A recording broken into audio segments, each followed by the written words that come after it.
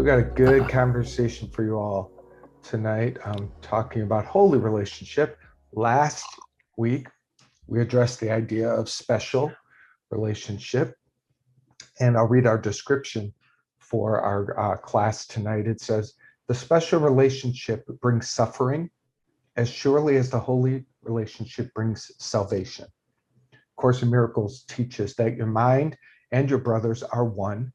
And by accepting this fact gladly, you begin to realize your oneness with the mind of God. Join us as we discover how the holy relationship is the invitation to freedom and the awareness of the Christ light within. That's good. Some good writing. Yeah, some darn good writing, I do say. Yeah. So just to refresh, because I think it's going to be helpful for us as we dive into holy relationship. We will be contrasting against special, because it really, holy relationship is the flip of special relationship, but I would say even more than that. So, but last week we really did look at, special relationships being a relationship that is ego-based, a relationship that is based in trade, a relationship that is not anchored in God and therefore is anchored in fear and competition and lots of things that are just not holy for sure. And we talked about the idea that this is so common in our culture, in our world. Like, special relationship really is the norm, I would say. So to make a commitment to holy relationship in your life is, I think, such a profound step. It's such a huge step in your awakening. And I think it is definitely a gift that you give to your brothers when you make this kind of a commitment. Yeah. Yeah, it's really not even just the norm. It's like even worse than that. It's like our collective doesn't even have a comprehension of that there's any other way to have a relationship. No. So when it comes to relationships, we're sort of in deep shit collectively at the moment. And so it takes those of us here tonight who are willing to walk into this understanding of a true relationship, as the Course would say, right? There's not two different kinds of relationships. It's like, if you believe you're having a relationship with an other, it's not a relationship, right? It's just an ego, special, grasping, clinging attachment. Yeah. And you can't consider that a relationship, right? A relationship is a shared being, a shared mutual intimacy. And so only a holy relationship is a real relationship. So again, the decision's really easy there, right? It's like, in a sense, I like to say you only ever see your own state of being. You only ever experience yourself. So even in a special relationship, if you really think about it, it's just a relationship with yourself, but with your ego self, right? It's all about you. Everything about the relationship revolves around you. But in a holy relationship, it's about the universal you, because you see the other, and you're not seeing an other anymore, but you're seeing yourself in another body. And in that light, all you want to do is give to them, allow them to be where they are, love them, serve them. And that's really the definition to me of a holy relationship, is like to see the divine essence in the other. And that's what you have a relationship with, is the essence, right? Whereas the special relationship, you just have a relationship with the body, but not the essence. Yeah. Yeah. I'm thinking of, so many people are in pain in relationship and many relationships. So what do? They go get therapy, they get counseling, which, is a positive step. I don't mean to deny that as being positive, but when you think about that in relationship to what we're talking about, even that is like trying to make something special, like just differently special.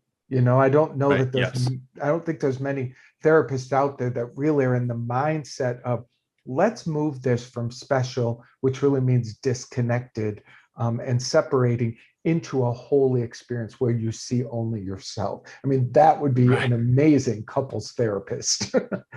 It would. I know that they're out there, but they're hard to find. Yeah, for sure. So the Course says that the holy relationship is a major step toward the perception of the real world, which is learned. It is the Love old that. unholy relationship transformed and seen anew. So an old unholy relationship is the perfect place. In fact, the very place where you get to have an experience of holy. And I think, you've talked about this before, Aaron, I'm not going to say it as well as you, but what would I say? The opposition of it, not the opposition, the contrast. The contrast of your special, painful relationship can actually be the gift and the springboard for the desire to really have it be transformed. Yes, that's an amazing point. We actually pulled a quote that reflects that a little bit too. We never really have the passages for you guys, apologies. But this amazing passage says, the holy relationship is the expression of the holy instant in living in this world. Like everything about salvation, the holy instant is a practical device witnessed to by its results.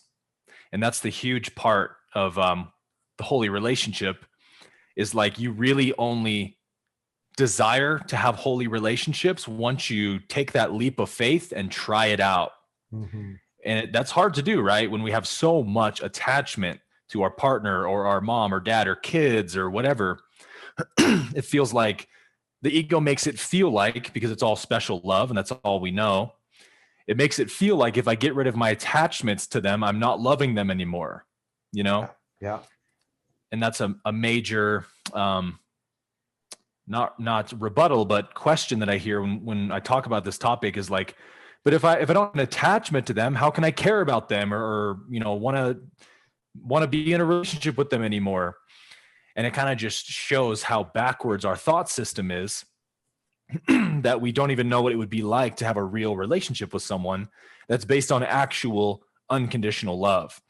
And for most of us, we don't even get to experience what that's like until we have children of our own. And of course, even with children, you can have a special relationship, but there's an element of having a child that puts you in that service to others role, right? Where the love becomes totally unconditional for this being now, where it's like, no matter what they do, there's no way I could ever stop loving them, which is the main missing ingredient from a typical special relationship where it's all based on merits, right? As long as you make me feel special, as long as you're good looking and all these things, I'll stay with you.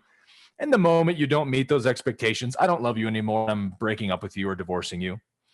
So at least it has that element, right? But when Mark and I were talking this morning about this, it triggered a little story in my mind from when I was in Hawaii as a kid with my parents that I think will demonstrate this really well. And the story is when we were doing something called snuba diving, which is a combination of scuba and snorkeling. You have a breathing apparatus, but instead of the pack being on your back, there's a breathing line that goes all the way up to the surface of the water, and your oxygen tank is kind of in a raft. And so you're kind of pulling the raft above you with the rope, the breathing cord or whatever. So you can stay under the water, but you can't go very deep. So the instructor gave us basic instructions on how to use the mask and stuff. And as I was swimming, the mask kept filling up with water, and it was kind of annoying me. And after a while, there was enough water that it started to kind of concern me. And then I was trying to clear the mask, and I wasn't remembering how to use the, clearing valve and all this stuff. And I was trying to like spit the water away from my mouth because I was starting to panic. And the instructor said, if you panic and you can't clear your mask, like wave at me like this and I'll swim over to you. And so I was getting really upset at this mask because I couldn't get it to work. And I'm like, this stupid thing, it's not like designed well and all this stuff. And so I start to eventually panic, and I wave the instructor over, and he swims over and he grabs the valve and does whatever he did with it. And it cleared the water out right away. And I went, oh, it actually works perfectly. I was just using it wrong, right? And once I saw with my experience that the mask does work well and that it is efficient and I can trust it and swim around with it, then all those fears and concerns were out the window. And every time it filled up with water, I could just clear it out. So it made me, for some reason, think of that story when we were talking about this. because this is how it is with relationships. It's like if the mask represents the relationship, the mask isn't the problem, right? Relationships aren't the problem. The other person, the other self isn't your problem, but you're using them wrong. Mm-hmm. You're attaching, you're clinging, you're wanting, you're grasping, and you're demanding from them. And that's not how you have a relationship. It's destined to fail. And so only when you use the mask or relationship the way it was intended, do you see and prove to yourself like, oh, wow, this really works. I really enjoy this. This is the way it was always meant to be. And all of a sudden you want all of your relationships to be holy. And as soon as you want them all to be holy, bingo, that's when they become holy, right? It's only because part of you still wants specialness that your relationships still reflect specialness. Yeah, I really do like that analogy that you use, because, even once you learned how to use the mask correctly, even the water, anything that gets in there isn't even Yes. to blame, and it isn't a problem because you know what to do with it. And, Yes. when you free that water, I assume it's like, oh, peaceful, wonderful, enjoy where I am. And Yeah. that's why it is such a good analogy. But you're right. If we spend our whole lives blaming the relationship when something comes into it that appears to be in the way, we're pointing fingers and frustrated. We'll never experience the true peace that is available. I also want to back up though to what you're talking about around when people say, well, if everything's holy and everyone I love the same, then how do I, love my daughter or my son or my spouse or lover or whatever? And I challenge that to say that I believe you will love them more fully than you could even imagine, because you're accepting them. You're letting them be who they are. You're giving them freedom to find their way. You're loving them fully, no matter whether they fall down, what they say, what they do. That kind of love returns to you exponentially, and the person feels so good being around you. Like there's no way that you're going to, and you're not going to lose your child in the crowd because you love everybody the same. Can you imagine? I just love all these people. Where'd my child go? Well, that one looks like him, so come on. I love you too. You can be my child. Exactly. Yeah. We don't lose, like we talked about this before, Aaron, and one of our things, like we don't lose our divine appointments. We don't lose the relationships that we are assigned to this lifetime. In fact, those become more beautiful, more free, and simultaneously, imagine walking in a world where everyone around you have this gentle connection to them, known or unknown. Yeah. There's just this beautiful, I know you, I am you. And it's a quiet thing that's just present everywhere. You would feel belonging everywhere. And you would feel, as it says in the Course, there's no place where holiness is not. So you would literally be walking inside of holiness. I mean, it's an undeniable winning game. I love the way you just put that, Mark. You said you feel a gentle connection with everyone.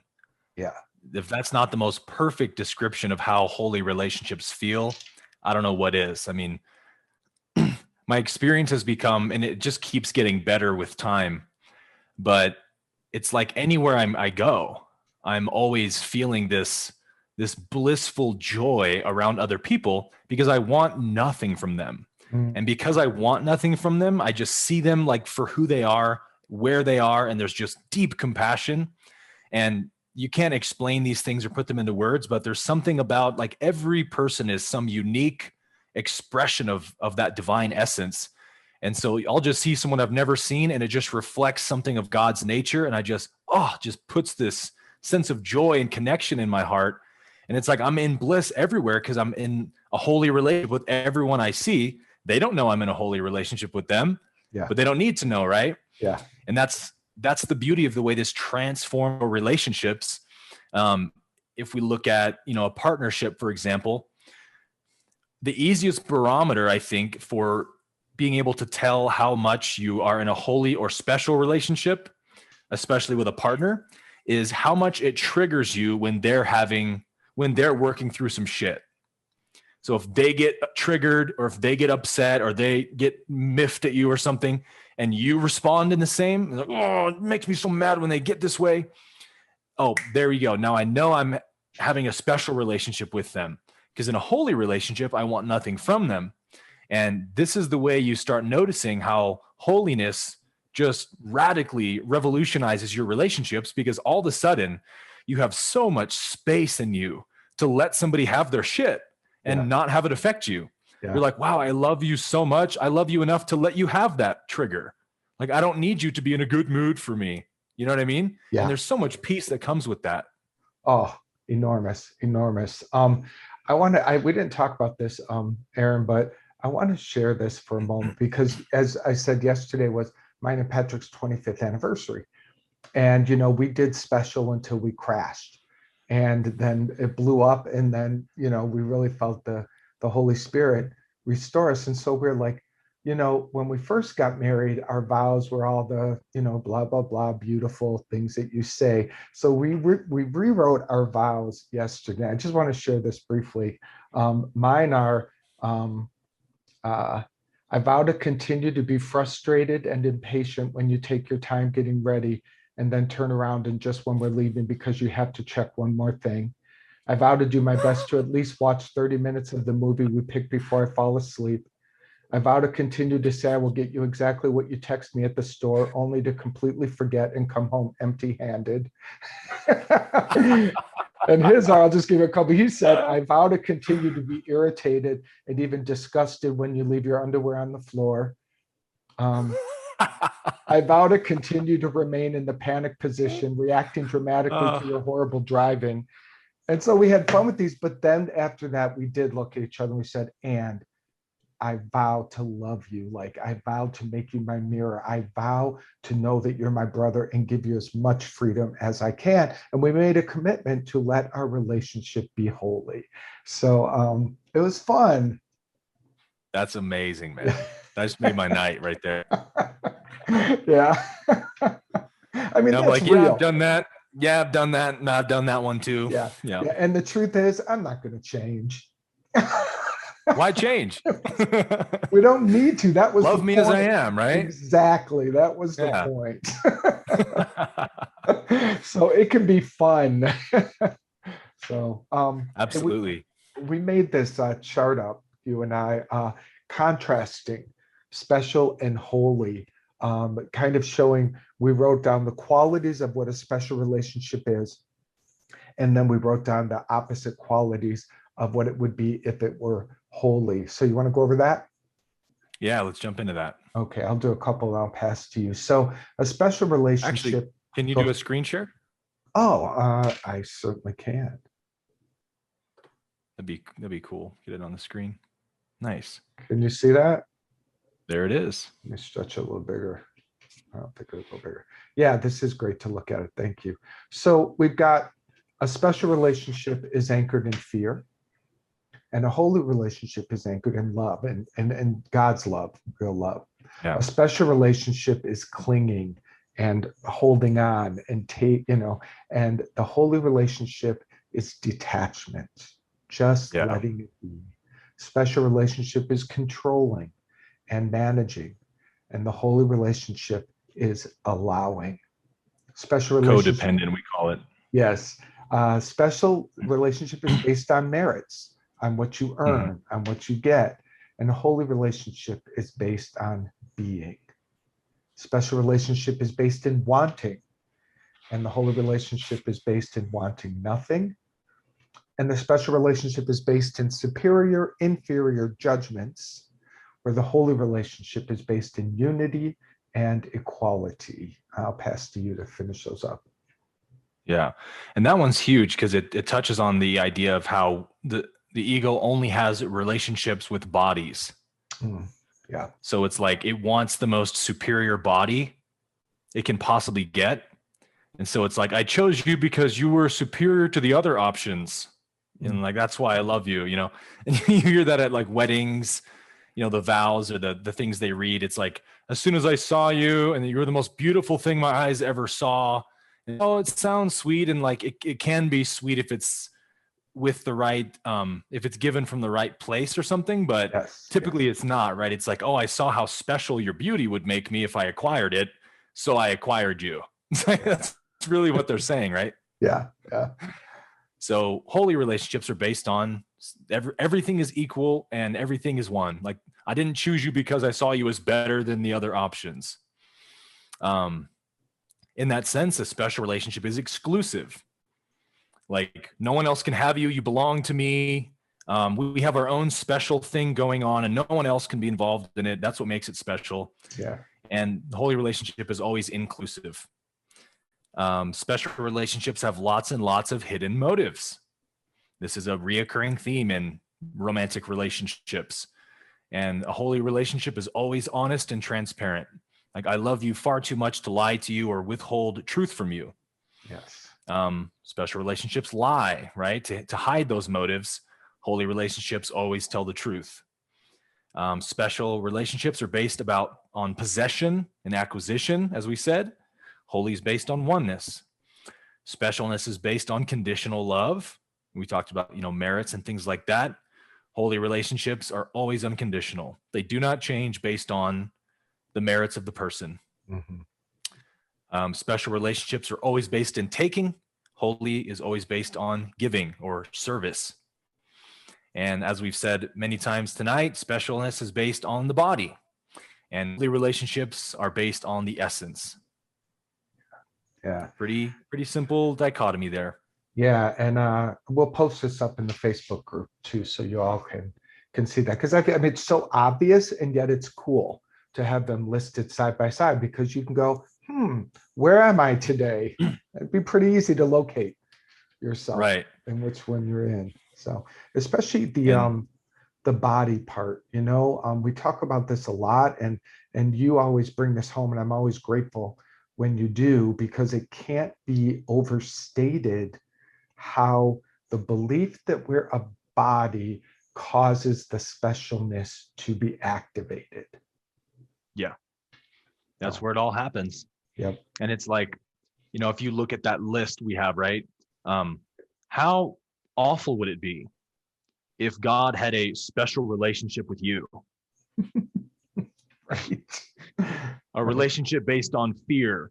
And, what we talked about is the relationship, religion, Christianity specifically, or typically any of the Abrahamic religions, the type of relationship they paint that you have with God is a special one.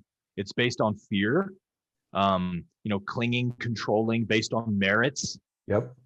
Based on, God possesses you. I'm jealous for you and things like that. It's all conditional.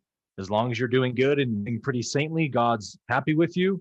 But if you start believing the wrong theologies, you start behaving sinfully, God's very mad at you. And, you're walking one step closer to hellfire. So it's like, that's a special relationship that religion kind of paints for you. And it's, thank God that's not the relationship we have, right? It's holy in every way. It's based on unconditional love. God wants nothing from us. God loves us just because of our essence, our being. God always speaks the truth, always tells us we're one with him, never demands anything, always allows us to be where we are. And oh my goodness, what freedom comes with that. Yeah. So it's like, if God's given that to me, why shouldn't I give that to everyone else?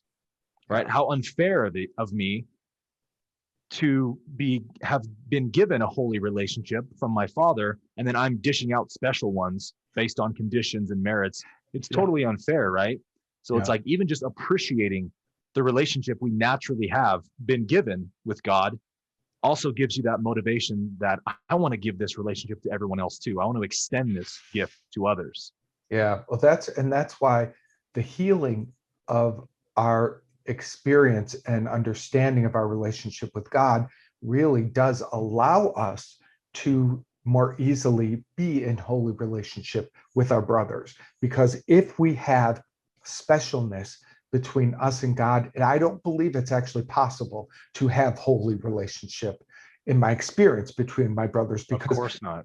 Yeah, Yeah. to the extent that I've got a little fear left going here, that fear is going to be expressed here. So so Yeah. the relationship with the divine is the one that, and thank God, like you said, that one already is holy. And you may Yeah. not be experiencing it or believe it, doesn't matter. It is true. So the more we do, the more Yeah. the better it is. So, and that's Yeah. we've created an experience for you tonight along this idea. So why don't we dive into it?